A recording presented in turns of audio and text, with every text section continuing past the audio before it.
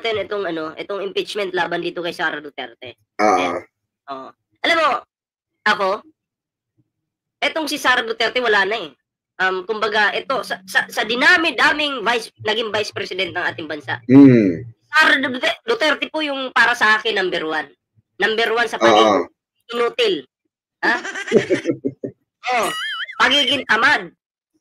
Pagiging mayabang. Pagiging silbi. Lahat po na kay Sara Duterte na. Siya po ang pinakabasurang vice president sa balat sa kasaysayan, no? Ng Pilipinas. Yeah, ako rin personal perspective ko diyan. Personal perspective ko sa nangyayari, okay? Dito sa OBP na ito is grabe ang lala ng korupsyon. Grabe. Sobrang bulok ang sistema ng vice presidente natin when it comes sa pagpapasa ng mga liquidation. Grabing questionable sa pagtaas. Grabe, doble-doble, triple ang pagtaas, pagpatong nila sa mga produkto na nilalagay or binibili ng OBP. Budget yan ng budget po yan mga kababayan, di po sariling budget ni ni Sara yan. Yan po ay budget na binigay natin para may magawa siya. Tandaan po natin yan. Ang budget po mga kababayan, yan ay ginagawa lamang ng ating mga kongresista at senador bago maging bago pinirmahan ng ating Pangulo. Pero yan, tandaan nyo mga kababayan, yan ay perang pinagsama-sama ng sambayan ng Pilipino. So eto mga kababayan, kaya kailangan talaga na magkaroon ng panibagong impeachment itong si Sara Duterte. Dahil po bakit? Dahil na naman sa overpricing na isiniwalat nga mismo ng COA. Ang COA po ang nagque-question nito na nakarating at nakita ng taong bayan. Salamat sa ating mahal na Pangulo dahil pinahintulutan ng ating mahal na Pangulo yung tinatawag na transparency. Diba? Kung walang transparency ang ating mahal na Pangulo, diba? Kawawa tayong lahat, sa totoo lang. Hindi natin malalaman na ganito pala, meron palang 1.3 na, partner, motor. Grabe, ang mahal nun. Diba? Baka hindi, sa pagkakaintindi ko dyan sa motor na yan. Baka yung motor na yan, halagang 100,000 talaga yan. Tapos, yung 1.2 million pang gasolina. Ano sa tingin mo? Ano bang gasolina niyan? Kahit na jet ang panggasolina mo, partner. Kahit na pang-jet ang bili mong gasolina. Nako, Diyos ko, overpriced pa rin. Tanong ako sa'yo. May tanong ako sa'yo. Ano ba yung pinakamahal na motor dito sa Pilipinas? Ang pinaka-so partner, yung mga big bike na nagkakahalaga ng ng 800 pataas. So yung mga mga 1.3 na nasa BMW yan, partner. Nasa hilera ng mga luxury na tinatawag, luxury motor. Kung merong luxury cars na tinatawag, ito luxury ito motorcycle. Diba nga noong DepEd Secretary pa itong si Sara Duterte, na-issue din yan about sa laptop. Yung mga overpriced diba? Diba? Ito yun. Kasama yun sa gustong ipapasa ng COA na liquidation. Bakit nagkaroon ng laptop na ganyan? Ako duda ko diyan, partner. Duda ko diyan, baka kakaiba software niya. Baka ang software na nilalagay diyan yung advanced software na tinatawag. Yung nakakapag-program ng robot. Baka yung laptop na yan, kasi sobrang mahal naman talaga ng laptop na yan, baka hindi mo na kailangan mag-type, tititigan mo na lang, pusa na siya. Kung ano yung nasa isip mo, yun ang magta-type kusa. Nasa isip mo lang hindi ka nagsasalita. May tinatawag na tawag dito, mind detector. Mind detector. So, ang makakagamit lang nun, duda ko lang ang makakagamit lang nun, yung mga bobo katulad ni Sara Duterte, mga DDS. Totoo, partner. At saka hindi lang basta bobo. Mga may saltik sa utak.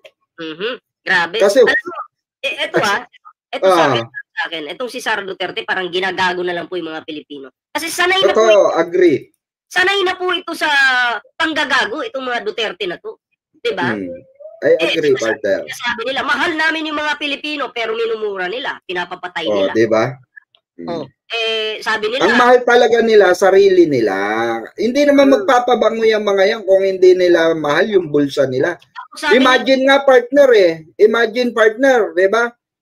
Yung sa motor na overprice, yung laptop na overprice, eto pang malala, partner. Yung CCTV na worth 200,000 per piece, per piece, imagine. Alam mo ba, partner, nag-research ako, naghanap ako ng worth 200,000 pesos. Babasahin ko sa iyo, partner. Sa ating mga kababayan dito, worth 200, pwede nyo i-google yan, mga kababayan. Bago mo basahin bago mo basahin. Baka totoo naman yung na yan, CCTV.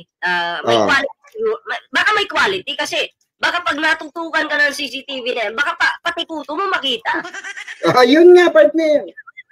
Sa sobrang possible, partner, na pag napadaan ka dyan, alam na kung may TV ka ay grabe yan. Kasi, partner, walang ganyang pong CCTV sa totoo lang. Na worth, ang pinakang na yan, according mismo sa information in Google, ang okupado na po niyan ay buong building. Isang buong building. Maookupa ng 200,000 pesos. Nasa middle na yun nasa middle end na ng kumbaga high end na, 'di ba? Tapos kaya pang i-okupa yung isang building na diyan sa 200. Ilang camera na magagastos nun? Kasi for example, pinakamahal 30K ang pinakang high end na merong IP67 waterproofing na po yan. Imagine 30K ang pinakang mahal. Saan nanggaling yung 200K? Pusang gala, 'di ba? Ano ba 'yan? Pag dumaan ka ba diyan yung tipong kita na may papatubukan sungay ganon? Ma-detect ba diyan na meron ka ng tawag dito, goiter, mga ganun ba yan? Ang klase din po si Sara Duterte kasi alam mo, pag budget hearing, mabilis pa sa kidlat. Present, partner. Agulat nga ako Aba, himala. Nakita sa budget hearing to. Kaya nakasmile pa. Pero pag confidential funds, pinapatawag siya, anong pinapadala niya? Mga lawyer. Mga lawyer. Ano bang dala niya? Diba? Ay dapat kasi siya yung sumagot sa mga ini-issue sa kanya. Kung wala talaga siyang kapalpakang ginawa at kung wala talaga siyang pagnanakaw, teka, pwede na pala yun? Ako yung nagnakaw ngayon tapos iba yung sasagot. Kaya nga Diba? Diba? Duwagan ang tawag dyan. Duwag ka, Sara Duterte. Mas maganda sana, diba? Kung pinapatawag ka, huwag kang mag-absent. Magpakita ka, pero believe ako sa'yo. Diba? Believe din ako sa'yo ng banda. Bakit? Pag usaping budget hearing, parang yung smile mo, abot hanggang noo mo diba? Hanggang likod nga, hanggang batok ko, partner Nakita mo rin yun? Grabe. Hindi matanggal. Magmula nung pagpasok niya hanggang pag-alis niya, yung ipin, kitang-kita Grabe. So, ibang klase. Parang, kaya nga, partner itong CCTV na ito nung pag-research ko, sabi ko, wala naman makita na 200, pero meron ako nakita. Ito nga yung nasusulat, partner.